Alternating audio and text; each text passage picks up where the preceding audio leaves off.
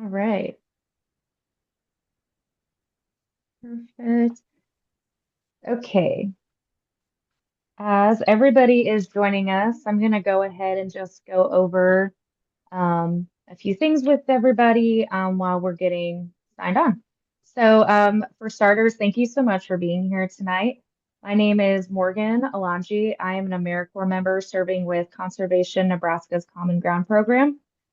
Conservation Nebraska's mission is to protect our state's natural legacy by educating the public, supporting communities, and increasing civic engagement, which we accomplish through locally led education efforts and community engagement projects to address local conservation concerns.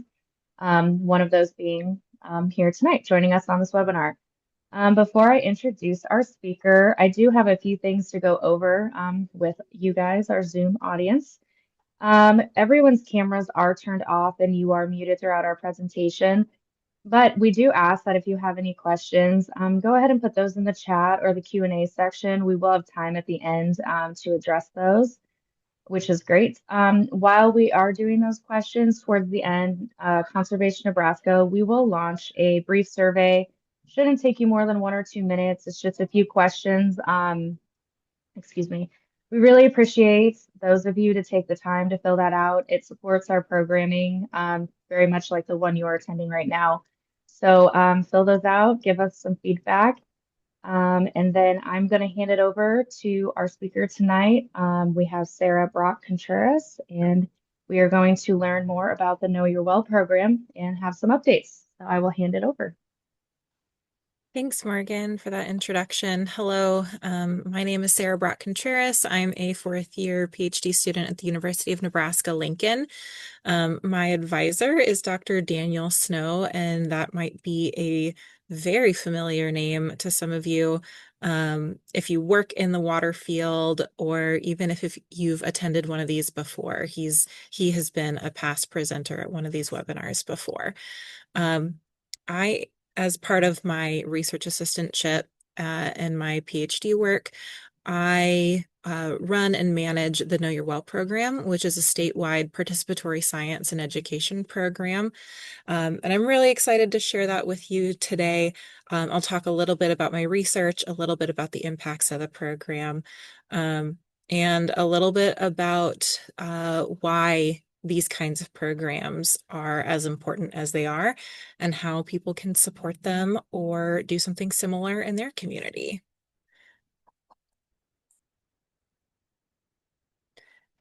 Before we begin, I would love to do a brain exercise. If you can raise your hand or put a question or a response in the chat or Q&A.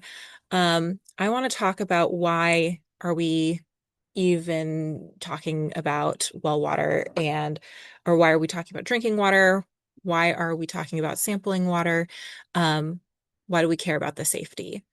Our bodies have 5 amazing scientific instruments, otherwise known as the senses, that tell us what things are safe to consume. I'm going to describe each of these 3 liquids in front of you, if you can see them, according to each scientific instrument we have. And then through a show of hands at the end, I'll ask you guys which one you would like to drink. So we'll start with the easy one, number 1, which is sight. Obviously, the one on the left is yellow, the one in the middle is purple, and the one in the right is clear. In terms of feeling, the one on the right is hot. Sorry, the one on the left is hot. The one in the middle is sticky. And the one on the right just kind of feels like it's wet. What else do we have? We have a sense of smell. The one on the left smells flowery. The one in the middle smells sweet. And the one on the right smells like nothing. We also have hearing. This one on the left and the one on the right both don't sound like anything, but the one in the middle sounds like it's got some bubbles going. And the last one is taste. The one on the left tastes flowery. The one in the middle tastes like grape, and the one on the right just kind of tastes plain, doesn't taste like anything. Through a show of hands, who wants to drink this one on the left, the yellow one, or putting it in the chat?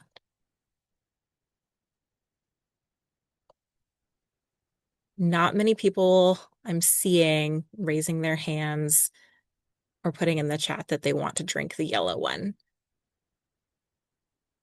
Who wants to drink the purple one? You can either raise your hand on Zoom or put it in the chat.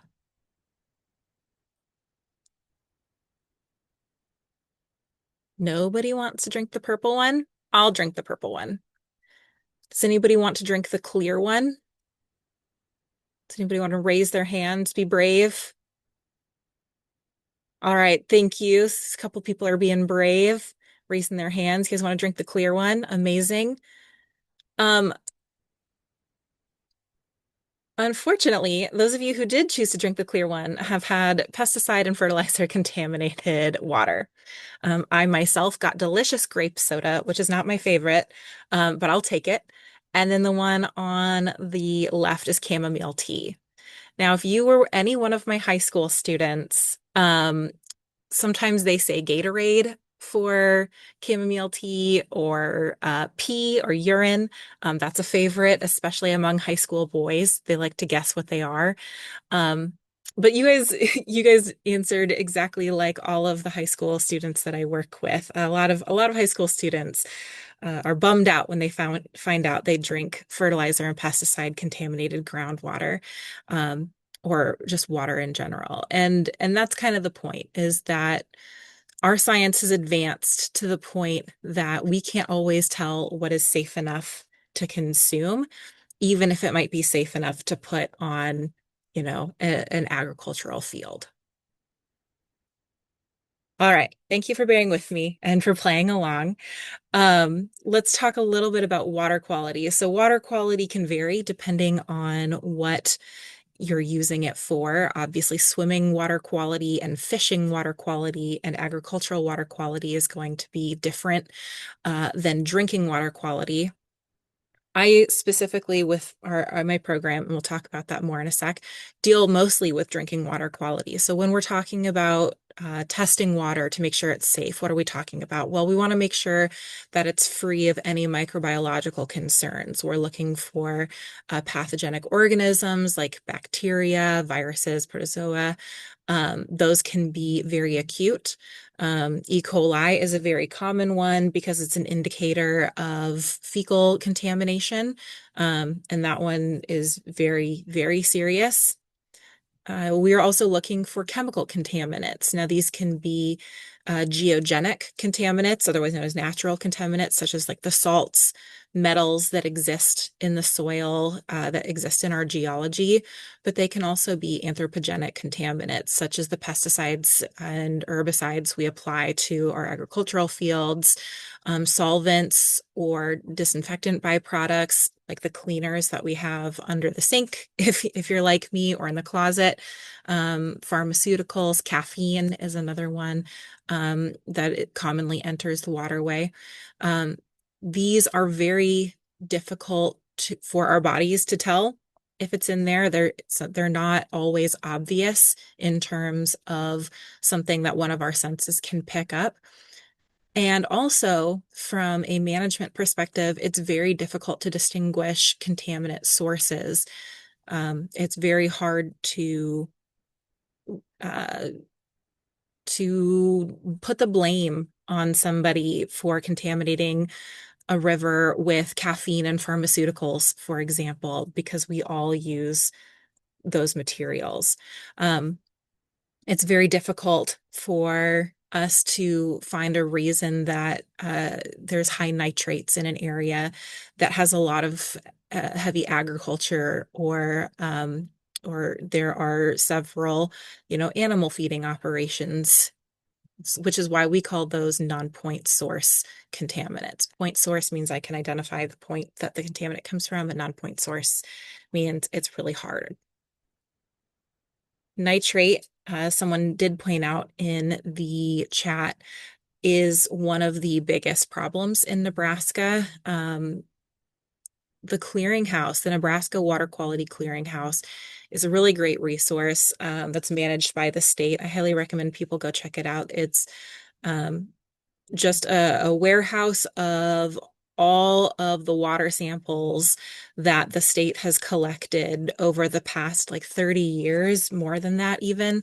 And you can search by several different types of contaminants. You can search by the well, type of well that was tested if you're interested in irrigation wells and contaminants found in there. You can search for that or public water systems. Um, there is also a feature that looks at median nitrate concentrations.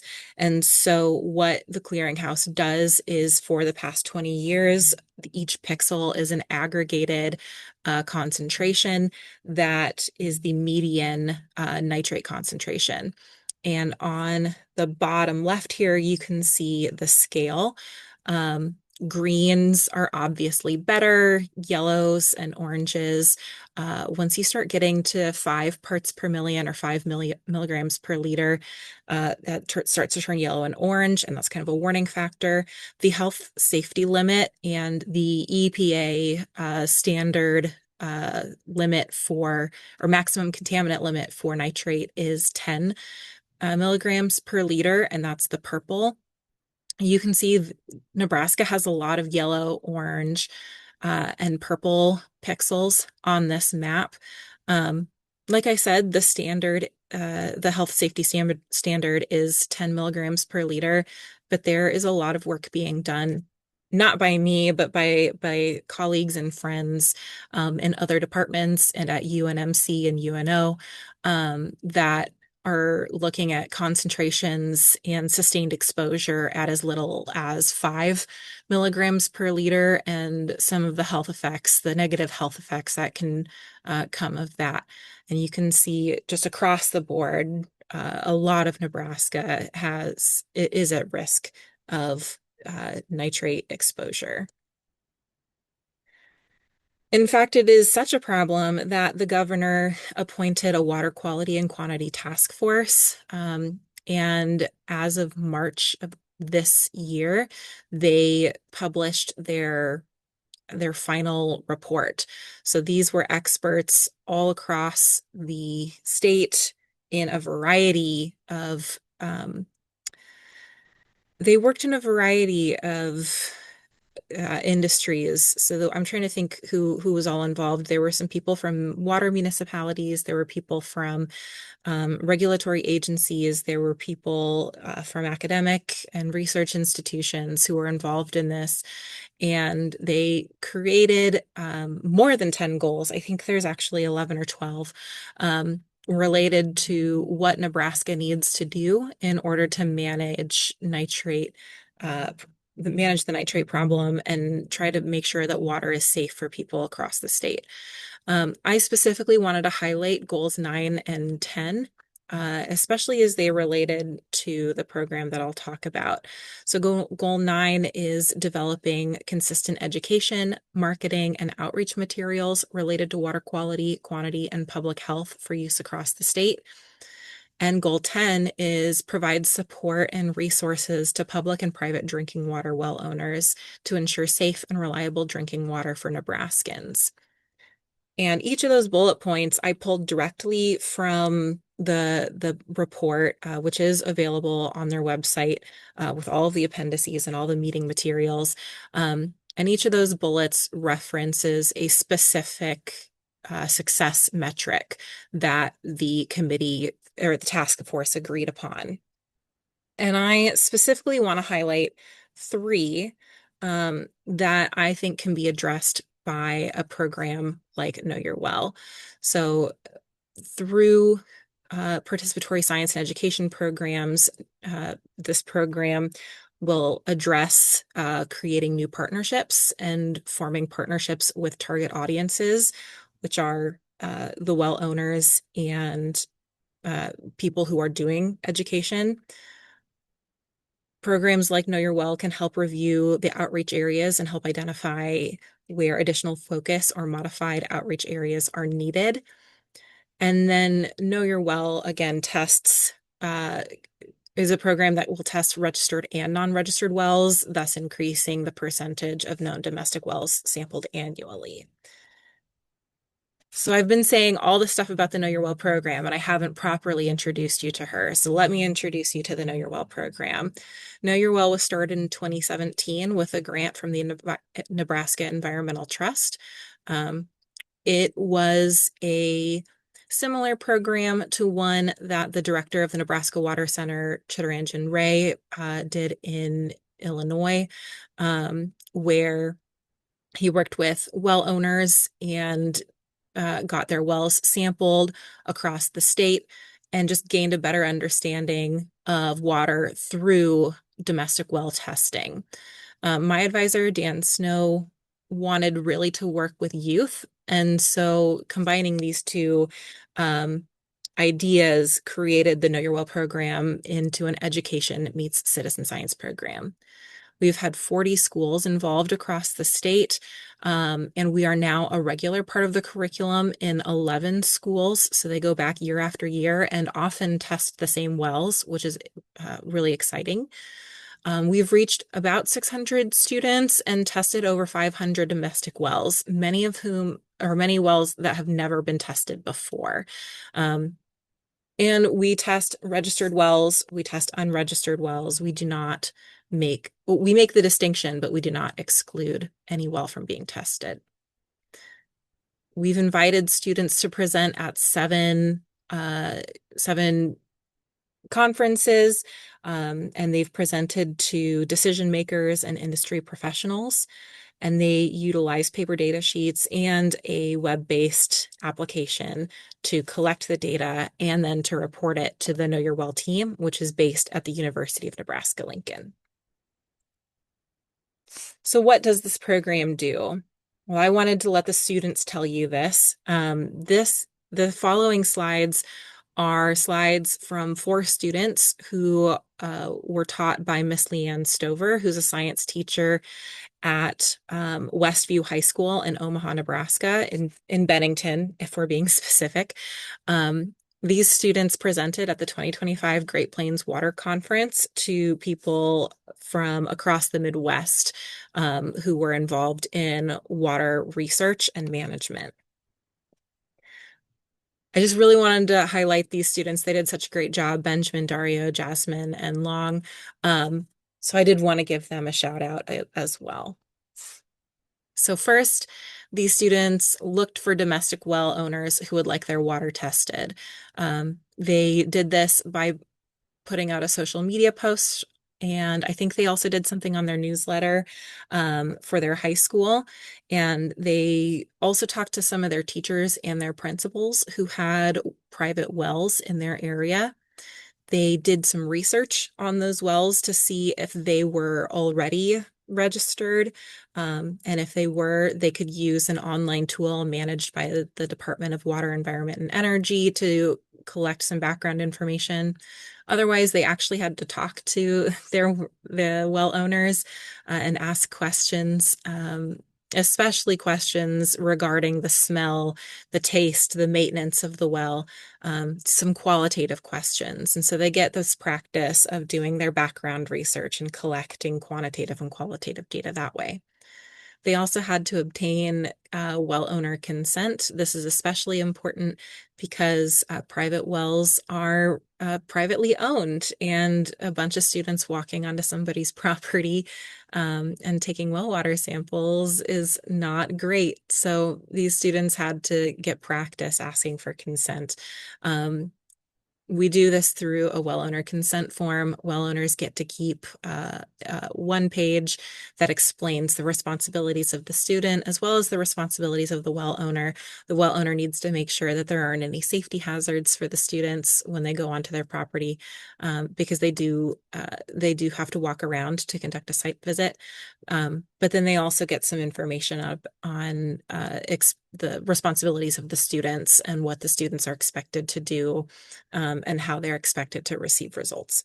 And so they sign that information, they provide their consent, and the students provide that consent to me because I manage that for the project.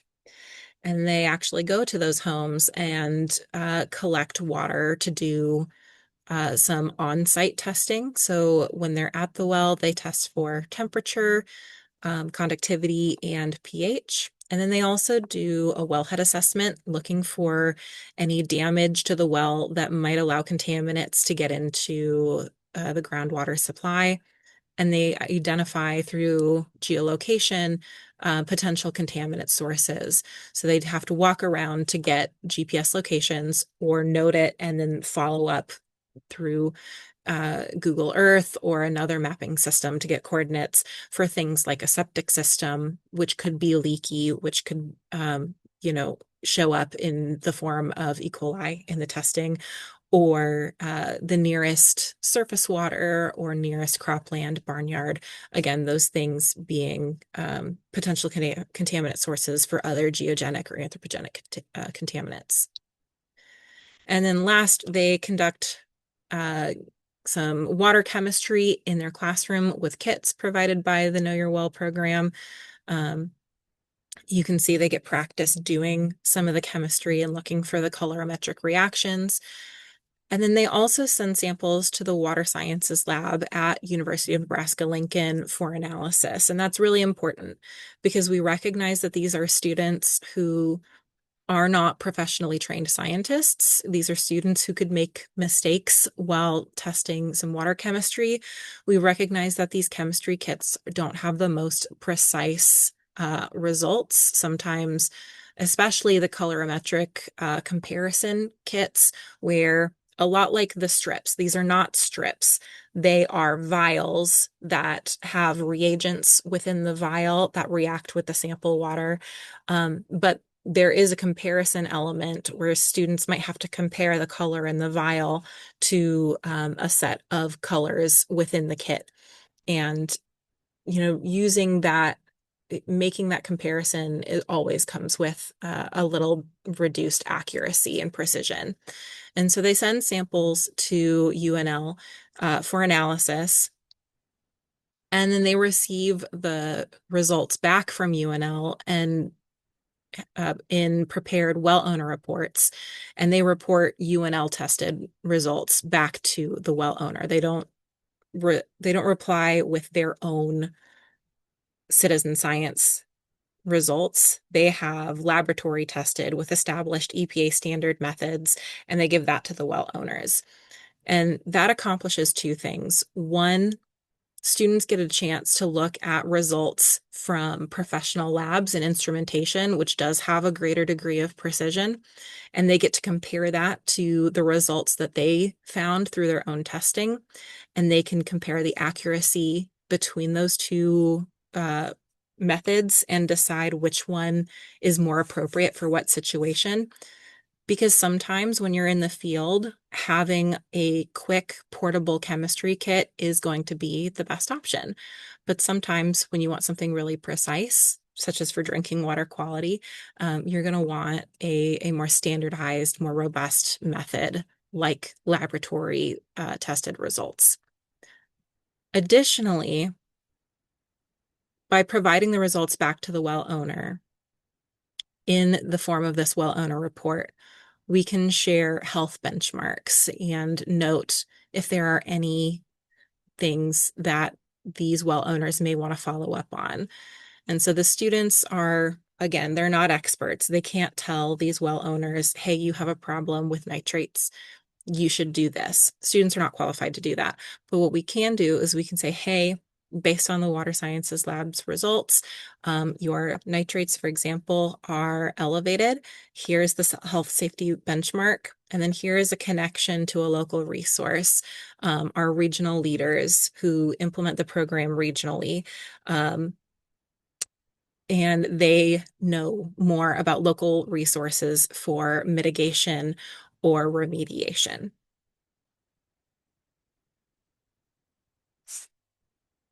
These are just some quick links, and I'll talk a little bit about this, but through these four steps, Know Your Well is combining some institutional resources that are housed at the University of Nebraska and the various partners that we work with, including natural resource districts, the Department of Water, Environment, and Energy, health departments, and we're combining them with familiar educational structures. So we implement this in a classroom. We have prepared lesson plans that are in um, a 5E lesson plan format. If you've done anything in education, that might mean something to you. It was new to me when we first started, but the 5Es is a lesson plan format to help students explore, engage, evaluate, and there's a few others. But essentially, it's a way to structure your lesson plan so you make sure you're engaging with students on all types of learning. We also identify resource gaps that might exist in an area and provide hands-on training. Field-based labs and project-based learning is not something that all teachers are necessarily familiar with, and working within a school setting is not something that all institutions are familiar with. And so through some of the materials that we have, we help take these resources and translate them so that everybody who's working on the project has an understanding of the resources available and what it takes logistically to implement them over a project period. It also creates an opportunity for high school students to interact with some of the most widely used water chemistry methods. Colorimetric reactions are so common, and they're so basic. And whether they ever decide to pursue chemistry in the future, if they decide they want to be a lab tech, that's something that they're going to interact with. If they decide they never want to do chemistry again and they're a farmer, or they have the pool, they go to the pool, or they have a friend with a pool, having a test strip, having some kind of colorimetric reaction is going to be something that they can recognize and they can understand a little bit about the science behind it. And then again, focusing on the connection between high school classrooms and local experts. There is a crazy statistic where secondary science educators across Nebraska, um, 90% of them don't have any kind of geology or earth science specialty. And so they're teaching earth science, they're teaching geology, they're teaching natural resources science without having a strong content background in that. And providing that through our regional leaders, who are, again, natural resource districts or health department staff, can help strengthen the teacher's content background, which then strengthens and empowers them to want to make those connections and do things outside of the regular standardized curriculum, like this project. There are a lot of barriers that people who own wells face when confronted with well water testing. Um, I think, as a lot of environmental scientists and professionals, especially in an urban environment, we tend to think of a lack of trust between the well owner and, a government system that might be testing their water. And that's certainly present, but also, it's sometimes just inconvenient to drop off and pick up samples or to follow protocols specifically. Sometimes people just forget or they procrastinate. They say, oh, we forgot to do it this year. I guess we'll just do it next year. The costs can be a little prohibitive. Nitrate in general can be about a $20 test. Um, and if you're testing only for nitrate, that's okay. But if you remember from the slide a couple slides ago, know you're well tested for 18 contaminants at the water sciences lab, and that adds up. We provide that testing that is paid for by the grant. Altogether, it's about $300. None of that gets passed on to the teachers or the school. So we cover that 300, but we're also an academic lab. And so there's a reduced cost factor there. If people were to get their water tested for all of the things that Know Your Well tests, it could easily run them $400 to $600. And then also people just generally may not be unsure of how to interpret water quality results. Um, they're not sure what's safe. They're not sure which contaminants are actually harmful and which are more inconvenient. Um, and 88% of Nebraskans rely on groundwater as our primary source of drinking water. And that number does go up to about 99 if you take away the Omaha metro area. Sorry to everybody who's calling in from Omaha. You all get your water from the surface, from the Missouri. Um, Nebraska well owners do care about the quality of their water. There's a rural poll that reported a really high degree of concern for water quality, especially well owners caring about their water quality, but very few will get their well tested. That number was 30%, and I was unable to dig into it further. Um, Federal recommendations are that wells get tested every year for the most common contaminants, specifically nitrate and coliform, like E. coli. Um, that number, that 30%, did not clarify whether that was people who were testing every year or people who've ever tested ever, which is kind of concerning because private wells are especially susceptible to contamination, and they're underreported. Um, Private wells are often shallower than irrigation wells or public water supply wells, which means contaminants from the surface can reach them faster. Um, they are often under tested, which again can contribute to their susceptibility. And also, private well owners are, as individuals, less likely to be applicable for grant or remediation or mitigation programs or any kind of funding assistance. And so, all of that together makes private wells very vulnerable, and private well owners and people who use them um, vulnerable and susceptible to contamination. Participatory science, statewide participatory science, can address these complex or wicked problems. Wicked problems, if you're not familiar with the term, is used in a lot of ecology. It's used in a lot of economics studies. These are problems that are very complex, they're interdisciplinary, and there is not a clear solution.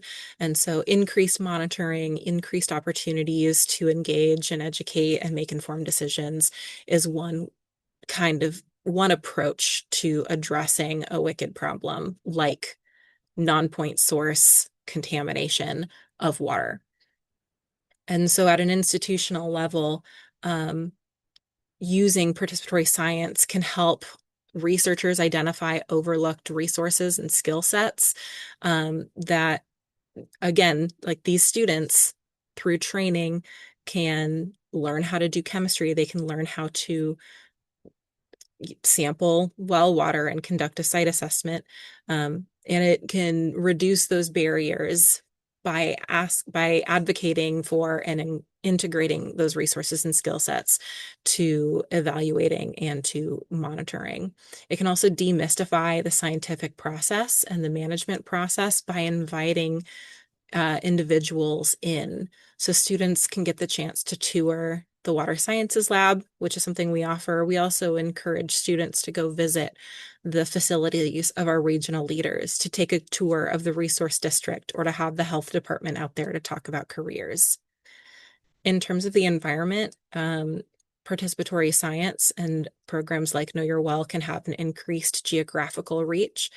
Most of these wells haven't been tested in a long time. I know one person we tested said she and her family got their well tested when they moved in, and then again when we did our program, which was 10 years later.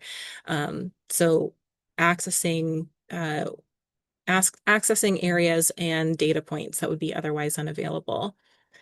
And then by utilizing students to test their own wells, we can increase that personal attachment to the science, to the results, and having a personal stake in some of the results can increase their response to contamination. Another story is of a teacher who tested her mom's water in the Central Platte area, and her mom came back with high nitrates and a few other high things. Um, and she said, nope, we're going to get hooked up to city water because she was concerned that her water wasn't safe anymore. She was had a very personal stake in the results, and they were quickly able to get her to treated water on the city water system. And then I think this is something that we are all familiar with, but as individuals and as a community, when we feel included in science, we can feel more empowered to make decisions and like our decisions actually matter. We can we can come together as a community and increase our representation in management decisions, which are often held through governing bodies and political bodies. More people are engaged in that, and then there becomes more representation. And then elevating traditional knowledge. So the university and management agencies often have one way of looking at it, but Nebraskans know their land best.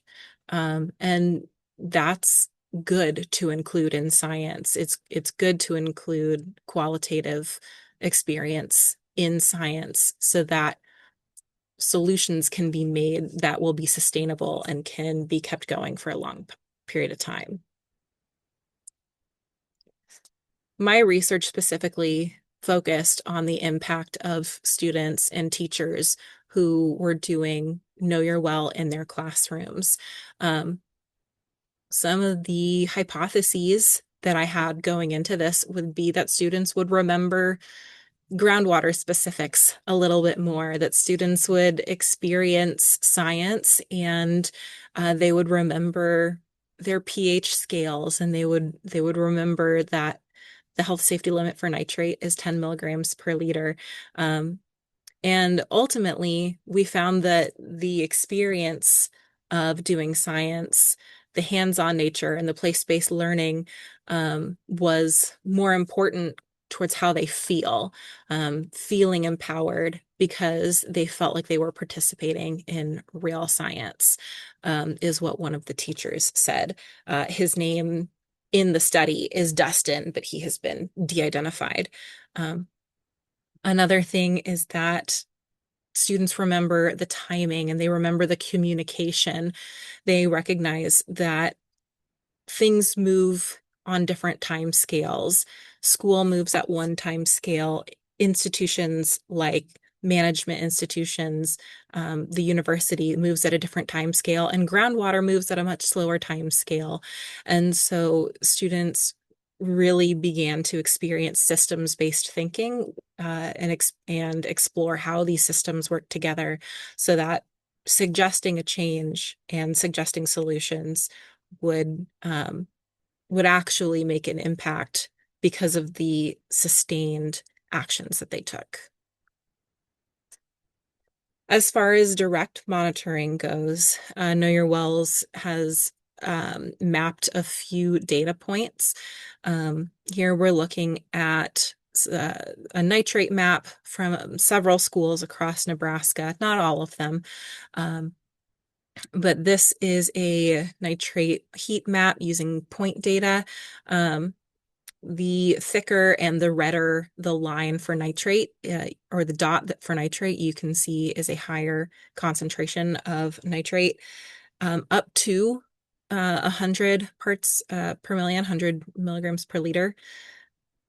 I zoomed in on Banner County Public Schools. You can see some of the points around that area. I used a geospatial interpolation map to predict nitrate concentrations across the geographic area. So I put this into a computer program, and it spit out this quadrangle at me based on the amount of data points. But it did interpret, several that were near or over the health safety limit of 10 milligrams per liter for nitrate, which makes sense. There's a lot of agriculture in that area. I did the same thing here with uranium, arsenic, and manganese. Again, these are just heat maps with dots, um, but the health safety limit for arsenic is 30 parts per billion, or micrograms per liter. And there were several that were over that. Now, arsenic and uranium, both of those are geogenic, they're naturally occurring. But they exist, and they do exist in quantities that are unsafe for humans for an extended period of time. And this is important to know so that well owners can protect themselves, um, can, you know, install remediation and filtration features, such as reverse osmosis, which can be expensive to install or maintain, but is less expensive than than health problems down the line. Manganese as well is a real problem, especially in the Northeast, and northern Nebraska. There's a lot right now in the news about the Santee Sioux tribe, and manganese, and that's an area that we hope to explore in the future. I only have a few slides left, but I want to really emphasize making incremental changes supported by institutions now, and how that can lead to transformative change. Um, this program, the Know Your Well program, really emphasizes strong connections to our regional leaders who are our local groundwater experts. Um, these are individuals, I have a bunch of pictures of them here, who Know Your Well is not their main day job, as it is mine. It's literally what I go to school for, is studying Know Your Well and its impacts. Um, these are people who are taking Know Your Well and seeing how doing education at a high school level, these kind of pre-stakeholders, they're not of voting age yet, but they will be really soon. And, arming them with evidence-based uh, information on how they can test and protect their well water quality. Just building that relationship between the school and the institution to encourage trust and community building. We prioritize that community building to support deeper education and improve the integration of the Know Your Well results into evidence-based decision making. Now, whether these students are presenting at an NRD board or at a conference, um, we are taking steps to input Know Your Well results into the Nebraska Clearinghouse, on a lower data quality tier.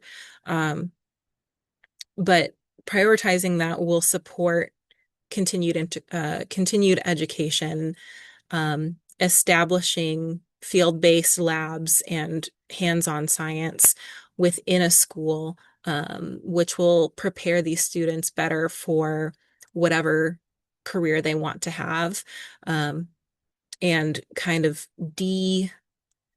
de-terrify the capital C chemistry that can otherwise be somewhat intimidating. This Know Your Well program and these connections also then will reduce specific burdens for well owners and for science teachers.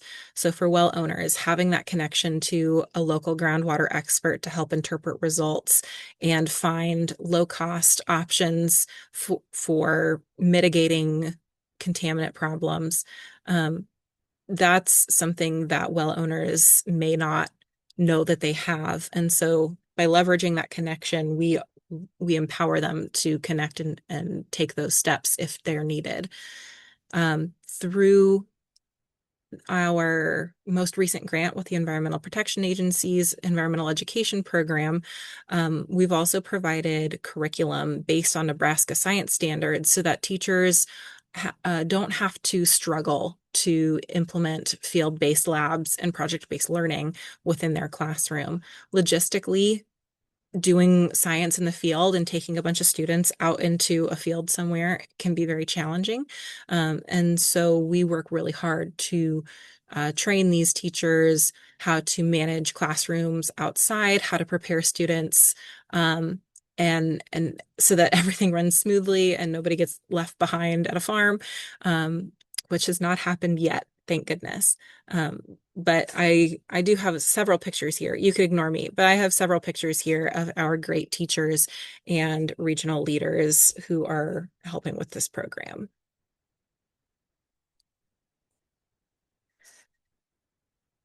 Last, I just want to say thank you all so much for attending.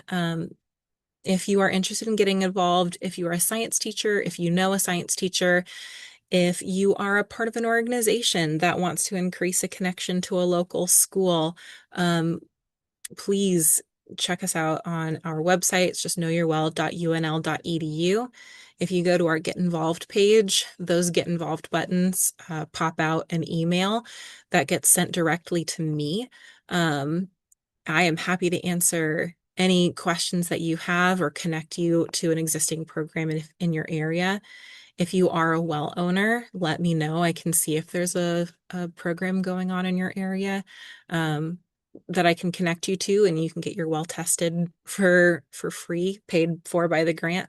Um, we are also incredibly thankful to our our regional leaders who support the program not only through their staff time but also financially. They purchase kits for schools, and these kits are not inexpensive. It's about $3,000 for a complete kit, and that's just the stuff that goes in the classroom. That's not even the testing at the water sciences lab. So this program isn't possible without these incredible NRDs and health departments who are funding that, who are funding school participation. We've had a couple incredible private donors who have also supported this program. Um, and I just really wanted to say thank you to them. And with that, I can try to answer any questions you might have.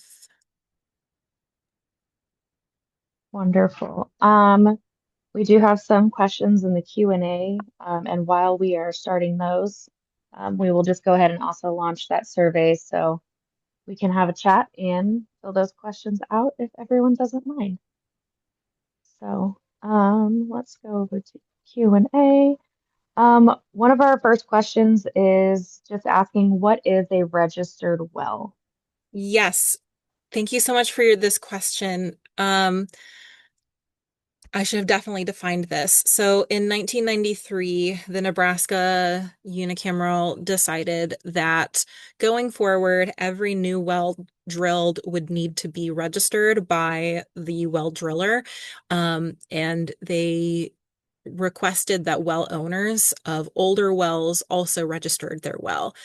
Registration includes things like reporting how deep a well is, at what depth the pump is installed, what materials the well is constructed out of, as well as lithography. So what kinds of soils, and there's a whole fancy chart that I didn't put up here at all. Sorry.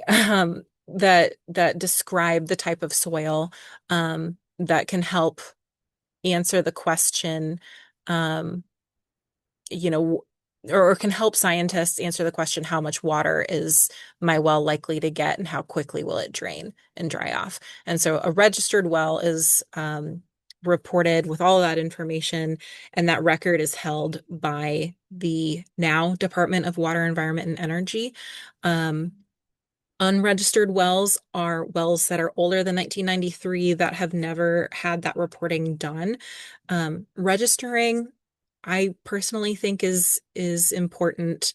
Um, Knowing where these wells are is, it's very basic, just like a good safety measure. When wells get decommissioned and they're registered, then we know that they're inactive. We know that water's not being drained in an area. They can get sealed properly. Nobody's going to go tripping over them.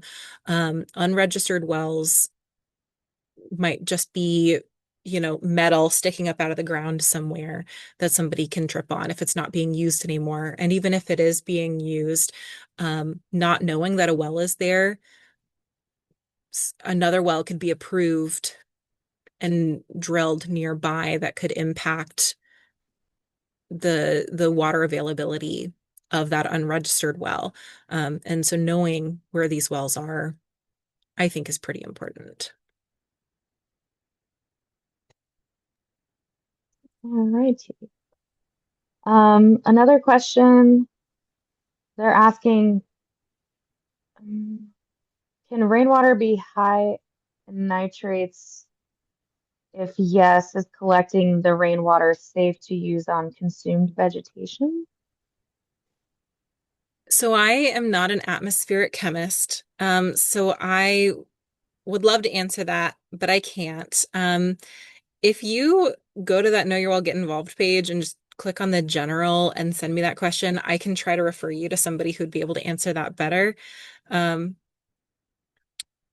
yeah, unfortunately, I don't know the answer to that one. Um, I'm seeing in the chat, I know there's a couple questions left on Q&A. Hmm. Um, are nitrate levels continuing to increase or have they leveled off? Some argue that the problem has been here for decades and that farmers of the past are at fault. So legacy contaminants are very common. That's something that we know about. Um, and we know that past practices, before we had the science to know better, it's okay to acknowledge something that we did in the past was harmful, but not be judgmental about it. Um, we acknowledge that legacy nitrate is still an issue. Um, from what I've seen, they are still increasing, and part of that is likely due to legacy, because it can take 20 years for contaminants to travel through the vadose zone or the unsaturated zone from the ground level to the top of the water table where the groundwater starts. Um, that's likely. Also, nitrate really likes to hang out in water. It meshes really well with water. It sticks really well with water. So, as far as it filtering out, it really does need an active filter, or it needs some biofilters in there in order to be pulled out of the water. So, as far as I've seen, it's still increasing and it's still a problem that we need to address.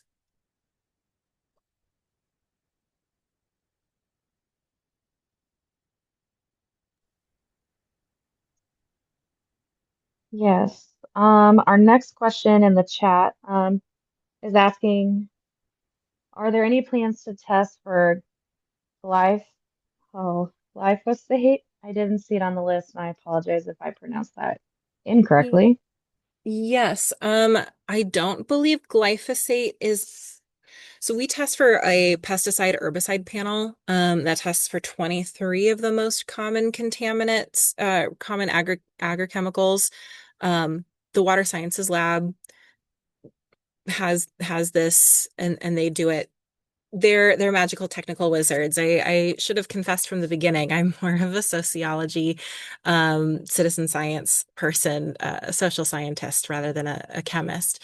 Um, Glyphosate, I don't believe is included in that original 23 pesticide and herbicide. And it is not something that Know Your Well plans to test as some of our core contaminants. What I can say though is that's glyphosate is a concern of several of the regional leaders we work with.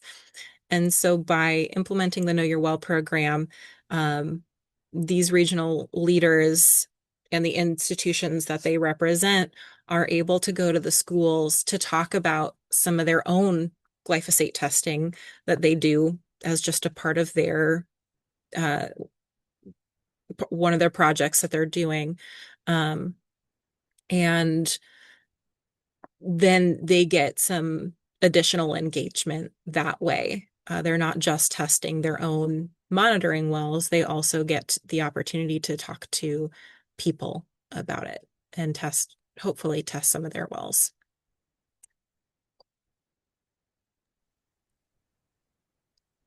Right. Let's see. And in our Q&A, Just to answer this one quickly, yes, this webinar will be available to watch in the next couple of weeks on our Conservation Nebraska YouTube page. So if anybody wants to rewatch or share, please do. It will be there. Um, Sarah, somebody is asking if they can get a list of resources from you or if we could share your email address. Yes, so you can absolutely get resources from me. Um you can check out the Know Your Well website, and if you click on the Get Involved General Public, please send that an email. That gets redirected directly to me, and I'm happy to share additional resources. Wonderful. Um, okay, another question I think is asking if there's ever been a situation where the program, in the program, have you ever had to maybe go over someone's head? I'm assuming they mean testing the well without consent, which I would not think we would do. But and then asking, would you say roads for change are often set in place? Um, I saw from an attendee that the website isn't working, so I posted it in the chat, the general website. Just try that instead. And if not, I'm just going to say it's not my fault. It's the university's fault. They own my website. As far as going over somebody's head, absolutely, you're right. We do not test unless there's consent. These are high school kids that are doing this for their education. They're we don't want to get anybody in trouble. We're here to build bridges, not fight with farmers about whose fault anything is. These high school students are not qualified to point fingers. That would be incredibly inappropriate for them. And as a program that implements this in a high school classroom, we emphasize the same thing, is that if there's a problem, this is something that needs to be addressed at that local level with that local groundwater expert on an individual basis. Um, and really just working together to support each other in the problem solving. I will say, as far as going over somebody's head, um, this was a story told to me by a teacher. Um, this teacher had a student who they were doing the program for their first year, and this student had a grandpa and his parents. So the grandparents' parents had farms or properties, acreages side by side, literally just there's a farm, there's a hill, there's another farm. And this kid wanted both his parents' wells and his grandpa's well to get tested, and the grandpa was very resistant to having his well tested. He's like, I don't want people knowing my stuff. Very resistant. And so the kid, and this is why I love working with students, is because people will do things for their kids that they will not do for me. Working with citizen science is people will engage with science for the people they love, even if they don't know who I am. This kid talked to his parents, and I guess it's the dad's parents who live in the farm up the hill. He talked to his dad, and his dad had a word with the grandparents. And the next day, the grandpa comes back and is like, I will sign this consent form, but only if my kid is the one testing my well and comes onto my property. And we're like, yeah, we can make that happen. So we didn't go over anybody's heads, but the kid escalated the situation in a very humorous and I think appropriate way. Um, Everything was fine, as far as from what I remember. This happened a few years ago. I don't remember seeing any elevated concentrations of anything, so like all good news. But obviously, this was somebody who had not had their well tested before because of one of those trust related barriers. Um, and this program was able to at least give him the information. He didn't have to do anything with it, but he at least got the information. Yeah, that's pretty cool though. I mean, you definitely find ways to meet people where they're comfortable, and sometimes they just need a little extra And comfort or the kids are yeah. great. They just want to do it. They just want to they just want to do the chemistry. They just want to learn science and get the good grade and get out of the classroom. Yeah, So who can blame them? right. Um, I have a question. It's kind of a two-part. Do you find that the since this program started, I believe you said 2017, so almost 10 years ago. Yeah, we're in 2026. Is there an increase in interest and participation from schools, but is there also a very like general good feedback of people that are also willing to participate or like continue to find out more about their private wells? Do you find that people, once they kind of hear about it and know what we're or what your program is trying to do, are they receptive to being part of that? Yeah, so some of that is directly related to my research, which is not published yet, but one day. Um, definitely we've gotten more interest from schools. Yes, the program's been around since 2017. Um, Everybody lost some program momentum during the pandemic, and I didn't start until 2022. And so the program definitely lagged for 2 years. So we've been around for almost 10, but functional for about seven. And uh, but yes, recently, today, honestly, it was such good timing. I got an email from another teacher who's interested in the program, who thinks it's perfect for his class. And so I'm excited to um, connect him with his regional leader and try to get him going for the next school year. Um, I can't say as much about well owners. Once well owners get the results, they get the results from the students. And then we say, please contact the water sciences lab if you have questions about your results. But we want to have the students be the deliverers. We say, here's your data. They can take ownership of the data. That's data that they sampled, that they created with their citizen science tests. I've had a couple of well owners follow up with me about some things. Um, it's a good question on whether those relationships have strengthened between well owners and our regional leader institutions. Um, I'd I'd like to say yes, but I don't have any data to back that up. Yeah. I think we have more in the Q&A. Someone's asking, are there testing requirements for a business that would be using a well? Um, assuming it is a domestic well, which is a low capacity well, which I guess I don't know if there's a distinguishing number. Um, this is high, this is low capacity, but generally I think of things under like 50 gallons a minute being a low capacity well. Then it's treated as a private well. And there's no federal or state requirements um, that mandate any kind of regular testing. Public water systems, just for reference, are tested minimally uh, biannually. And then more than that, if there are problems, um, there are no federal or state regulations anywhere except for maybe New Jersey. New Jersey might have a statewide regulation on testing domestic well water. Um, but in Nebraska, except for Lancaster County, which mandates testing at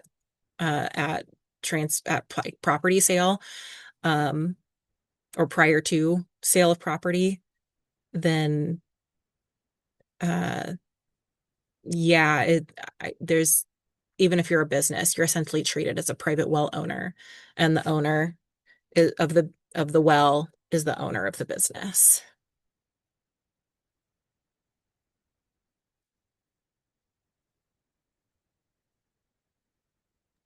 Wonderful. I don't specifically see any more questions, but just to reiterate that if there is any more questions or anything that comes to mind, now that we are done with the presentation, like Sarah said, please visit the Know Your Well. Um, .unl.edu page. Like she said, those general, I believe the general section will go right back to you, Sarah. And if there is any other questions outside of that, we also have a Conservation Nebraska general email too that you could visit. So feel free to reach out to us or Sarah with any further follow-up. And be sure to watch this, or excuse me, look for this in case you would like to rewatch or share with anybody. Outside of that, I really do appreciate your time, Sarah. It's super interesting to learn more about this program, and just being able to give the chance for people to kind of hear about what you're doing. I think it's wonderful work, and I can't thank you enough for giving me your time and all of us your time this evening. Yes, thank you so much, and thank you to everybody who joined us. I'm so honored that people were interested in this program, given the fact that I couldn't come up with a great name for it. So thanks for your interest and listening to me. Wonderful. Well, with that, I will say good evening, good night to everybody who joined, and thank you again. Thank you. Bye, everybody.